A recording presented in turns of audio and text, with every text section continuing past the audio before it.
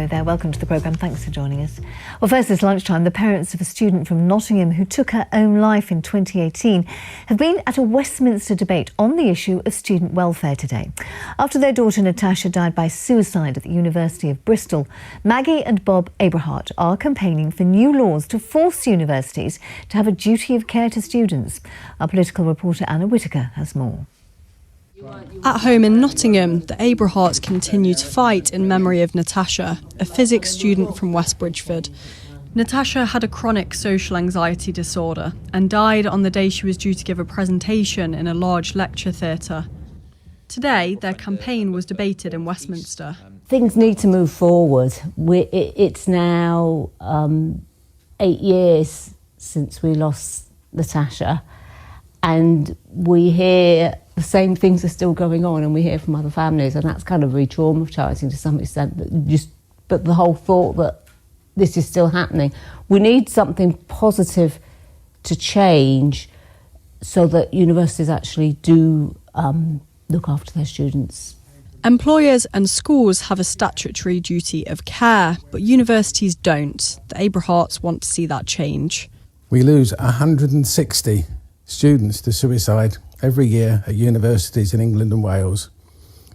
This has to be taken seriously, not just by the universities, but by Parliament.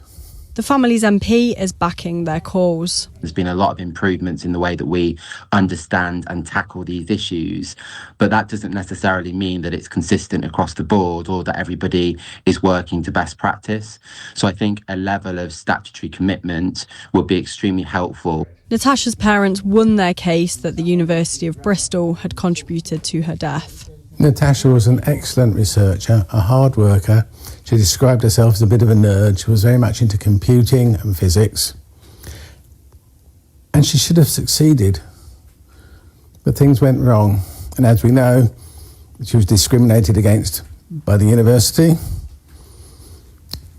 And when she became suicidal, that discrimination continued.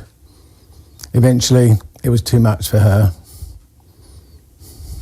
That's why you carry on. That's why we carry on. For now, the debate is a step forward, but Maggie and Bob say they won't stop until they see change. Anna Whittaker, BBC East Midlands Today, Nottingham. Well, the University of Bristol had this to say: "We care deeply about all our students and staff, which is why the mental health and well-being of our community is at the heart of decision-making across the university." The university also said it had increased specialist mental health provision and introduced self-bookable appointments with a well-being advisor.